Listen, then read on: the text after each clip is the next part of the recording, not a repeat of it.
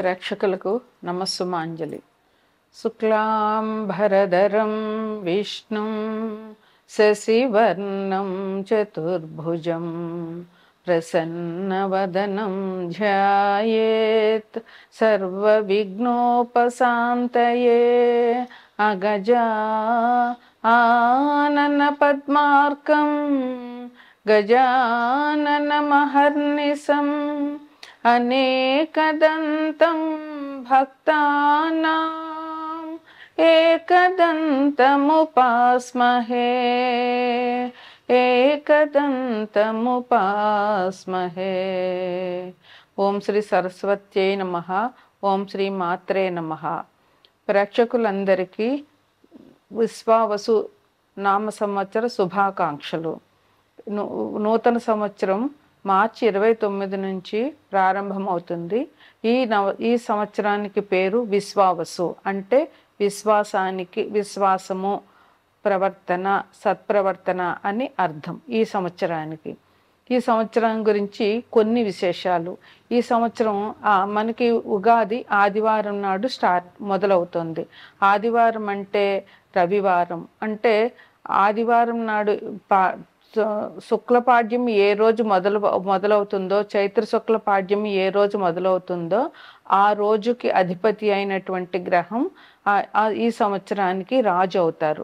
అంటే మనకి ఈసారి ఈ పాడ్యం చైత్ర శుక్ల పాడ్యమే ఆదివారం వచ్చింది కనుక, ఆదివారం సూర్యుని రోజు కనుక ఈ సంవత్సరం మనకి రవి రాజు అవుతాడు, చంద్రుడు మంత్రి అవుతాడు. అట్లాగే సైన్యాధ్యక్షుడు, అర్ఘ్యాధిపతి, సస్యాధిపతి, ఈ మూడిటికి కూడా అధిపతి రవిగ్రహమే అవుతారు. తరువాత ధాన్యాధిపతి కుజుడు, సస్యాధిపతి గురువు, రసాధిపతి శని, నీరసాధిపతి బుధుడు. ఇలా 9 గ్రహాలు, ఇలా 7 గ్రహాలు మనకి అధిపతులుగా ఉంటారు. అంటే మన రాజ్యపాలన ఎలా జరుగుతుందో ఈ గ్రహాలు కూడా ఇట్లానే అధిపతులు అవుతారనమాట.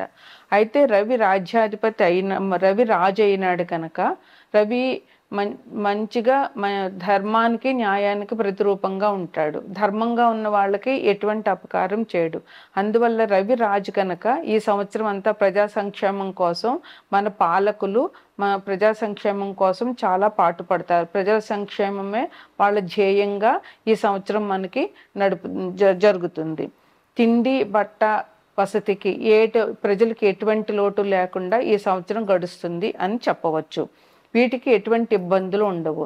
అట్లాగే విద్య, వైద్య, ఆరోగ్యం వీటి మీద కూడా చాలా ఫోకస్ పెడతారు మన పాలకులు. అట్లాగే పరిశ్రమలు కూడా బాగా అభివృద్ధిలోకి వస్తాయి. రచయితలు, సినీ కార్మికులు, అలాగే సినిమా యాక్టర్సు, అలాగే టీవీ ఆర్టిస్టులు, నిర్మాతలు, కెమెరామెన్లు, వీళ్ళందరికీ కూడా ఈ సంవత్సరం చాలా బాగా ఉంటుంది. ఇంకొకటి ఏంటంటే సాఫ్ట్వేర్ రంగం బాగా అభివృద్ధిలోకి వస్తుంది.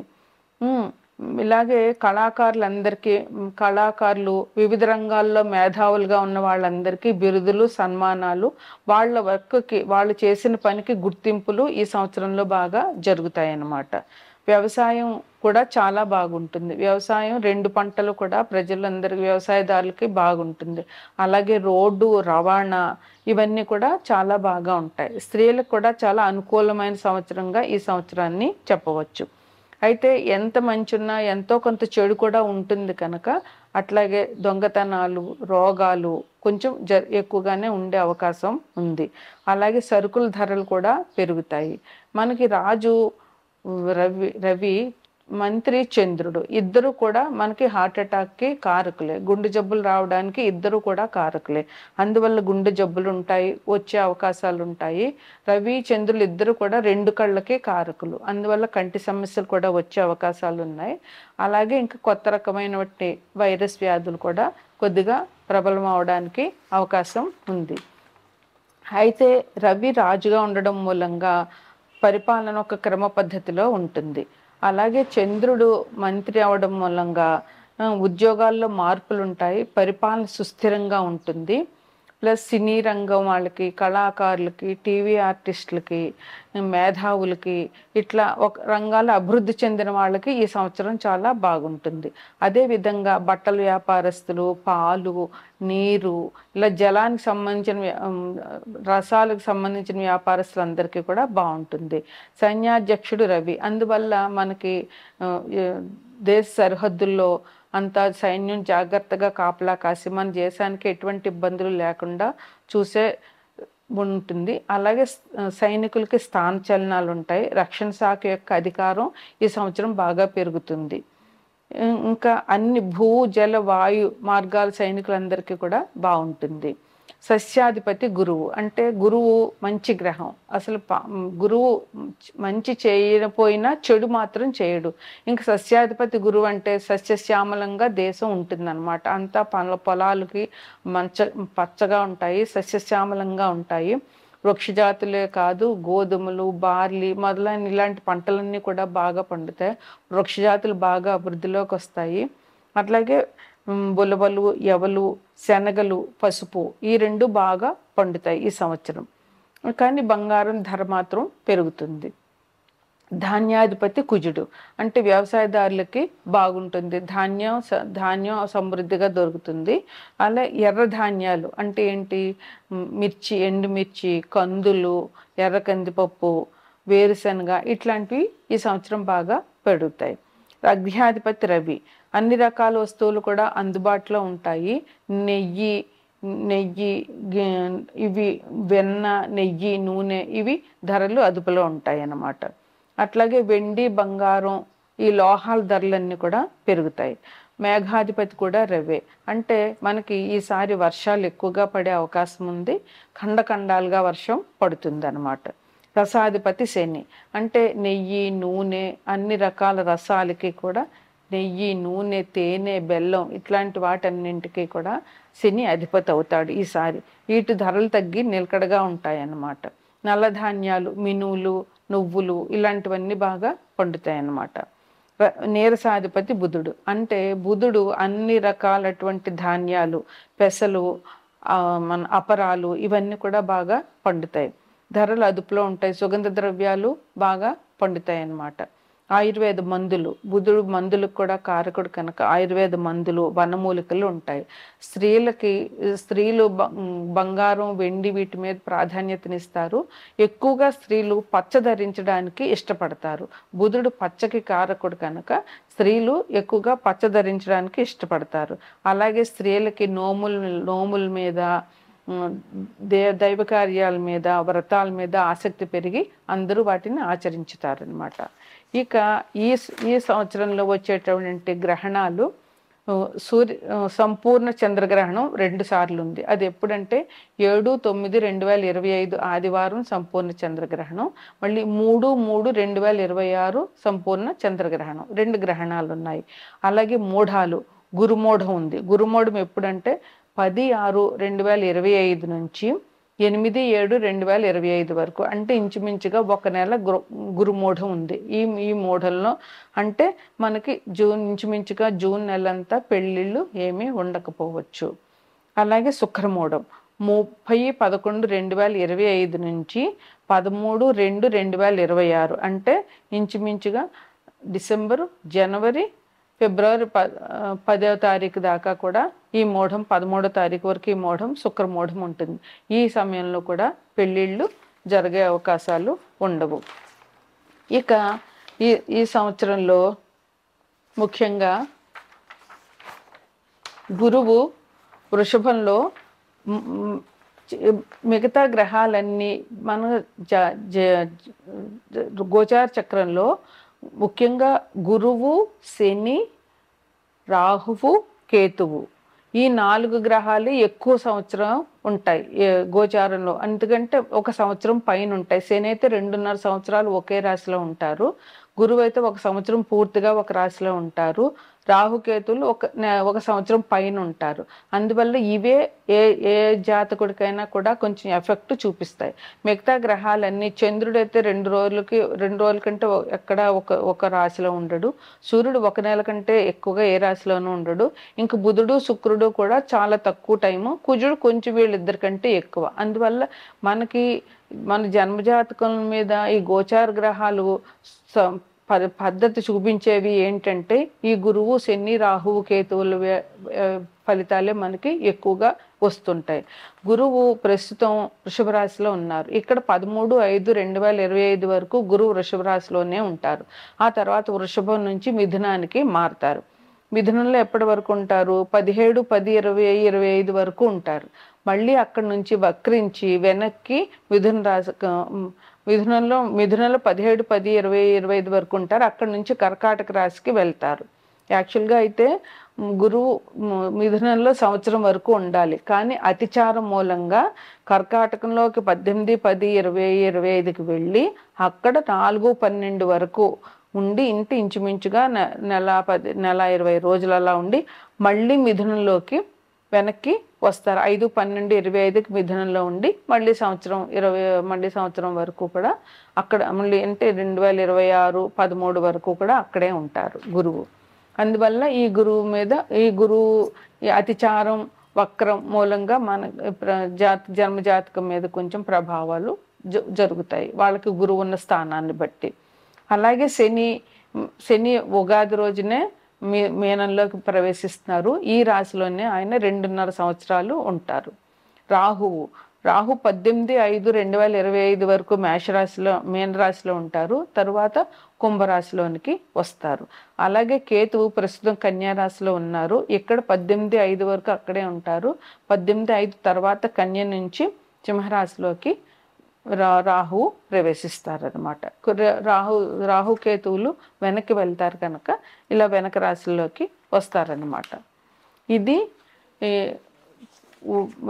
విశ్వవసు నామ సంవత్సరం యొక్క కొన్ని ప్రత్యేకమైన అంశాలు. ద్వాదశ రాశుల్లో తదుపరి రాశి మకర రాశి. ఈ రాశికి అధిపతి శని భగవానుడు. మకర రాశిలో ఉత్తరాషాఢ 2, 3, 4 పాదాలు, శ్రవణం 1, 2, 3, 4 పాదాలు, ధనిష్ట 1, 2 పాదాలు ఉంటాయి. ఈ రాశికి మకర రాశికి అధిపతి శని భగవానుడు. ఈ రాశి వారికి ఆదాయం 8, వ్యయం 14, రాజపూజ్యం 4, అవమానం 5 ఉంటాయి. ఏ రాశికైనా 4 గ్రహాలు ఇచ్చే ఫలితాలు మంచైనా చెడైనా బాగా ఉంటాయి. మిగతా గ్రహాలు ఇచ్చే ఫలితాలు అవి తక్కువ కాలం ఉంటాయి. మిగతా 5 గ్రహాలు ఒక రాశిలో 1 నెల 15 రోజులే ఉంటాయి. అయితే రాహువు, కేతువు, శని, గురువు ఈ 4 గ్రహాలు మాత్రం యొక్క రాశిలో 1 సంవత్సరం పైన ఉంటాయి. అందువల్ల ఈ గ్రహాలు ఇచ్చే ఫలితాలు ఆ వ్యక్తుల మీద కానీ మన దేశానికి సంబంధించినటువంటి వ్యవహారాల మీద కానీ ఫలితం ఎక్కువగా ఉంటుంది. ఆ గ్రహాలు ఏంటంటే గురువు, శని, రాహువు, కేతువు.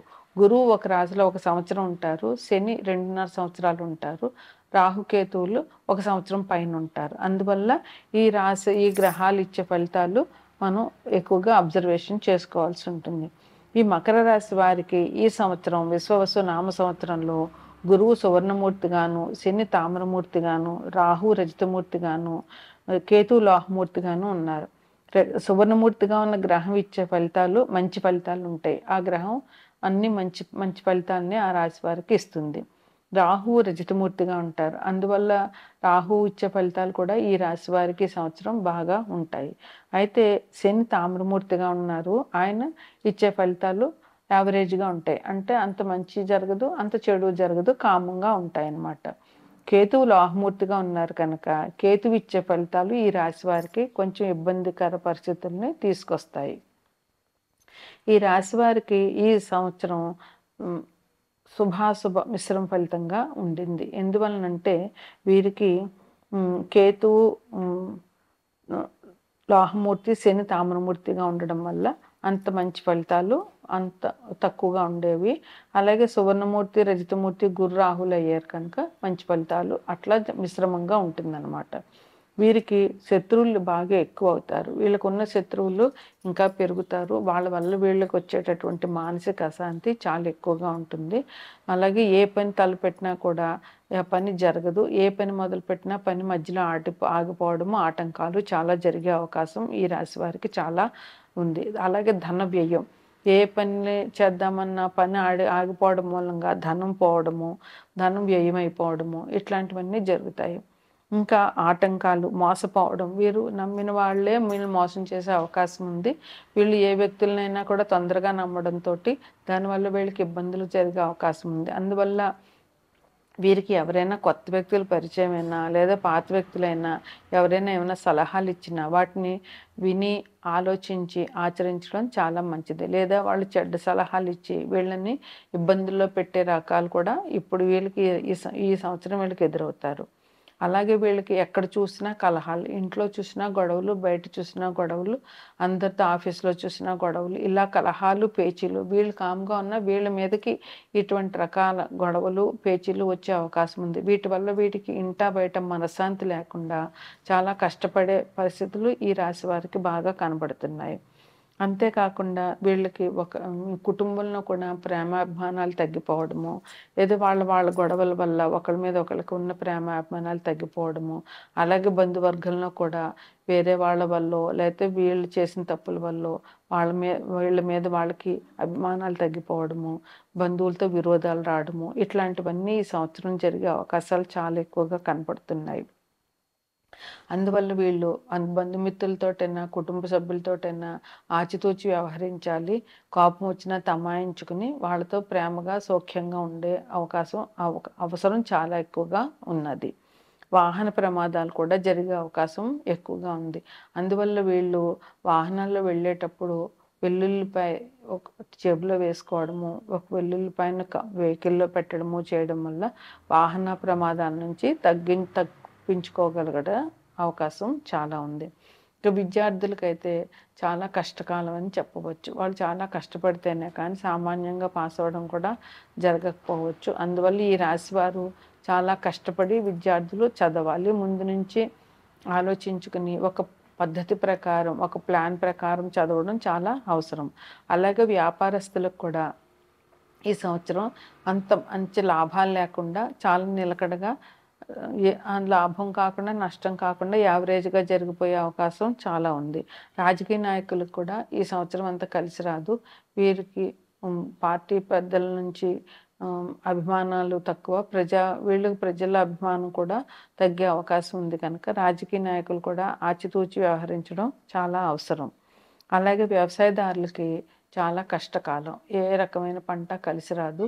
వీరికి అప్పులు పెరిగే అవకాశం ఉంది. అందువల్ల వీళ్ళు అప్పు తీసుకునేటప్పుడు కొంచెం ఆలోచించి చేయడం చాలా మంచిది. ఉద్యోగస్తులకి అధికారుల మెప్పులు రావు, ప్రమోషన్లు లేవు. అందువల్ల ఉద్యోగస్తులు కూడా చాలా కష్టకాలం అని చెప్పచ్చు. వారు చేసే వృత్తిలో నిబద్ధతతో వ్యవహరించడం చాలా అవసరం. ఇంకా క్రీడాకారులు, టీవీ ఆర్టిస్టులకి వాళ్ళకి అంత గొప్పగా ఉండదు, అలాగని ఇలాగ ఉండదు, నడుస్తూ ఉంటుంది అంతే. అయితే స్త్రీలకు కూడా కష్టకాలం అని చెప్పవచ్చు. వారికి ఉద్యోగంలో అయినా వ్యాపారంలో అయినా ఒడిదుడుకులు ఎక్కువగా ఉంటాయి. ఇంట్లో ఉండే స్త్రీలకి కుటుంబ కలహాలు లేకపోతే ఇంట్లో వాళ్ళతో గొడవలు ఇట్లాంటివన్నీ జరిగే అవకాశం ఉంది. భార్యాభర్తల మధ్య పరస్పర నిందారోపణ చేసుకోవడం వల్ల వీళ్ళ కష్టకాలం ఉండే అవకాశం ఉంది కనుక స్త్రీలు కొంచెం సంయమనంగా పాటించి శాంతాన్ని వహించడం చాలా అవసరం. ఉత్తరాషాఢ వారికి 4, 8, 11, 12 జనవరి ఈ నెలలు చాలా మంచివి. వీళ్ళు ఆదివారం నాడు 1 కేజీ గోధుమ దానం ఇవ్వడం మంచిది. శ్రవణ నక్షత్రం వాళ్ళు 4, 5, 8, 9, 11, 12 జనవరి నెల ఇవి చాలా మంచివి. వీళ్ళకి సోమవారం నాడు 1 కేజీ బియ్యం వీళ్ళు దానం చేయడం చాలా అవసరం. ధనిష్ట నక్షత్రం వాళ్ళకి 4, 9, 10, 12 జనవరి ఈ నెలలు చాలా మంచిది. వీళ్ళు 1 కేజీ కందులు దానం చేయడం మంగళవారం నాడు చాలా మంచిది. వీరికి కేతువు లోహమూర్తిగా ఉన్నాడు కనుక గణపతి పూజ చేయడము, బుధవారం గణపతి ఆలయాన్ని సందర్శనం చేయడము, 21 గణపతి నామాలతో గరిక పూజ చేయడము చాలా మంచిది. తామరమూర్తి అయిన శని కోసం వీరు శివాభిషేకం, హనుమాన్ చాలీసా పారాయణ, హనుమాన్ టెంపుల్, వెంకటేశ్వర స్వామి టెంపుల్ దర్శనం చేయడం ఈ రాశి వారికి కొంచెం కష్టకాలం నుంచి తప్పించుకోవడానికి మంచి పరిహారాలని చెప్పవచ్చు.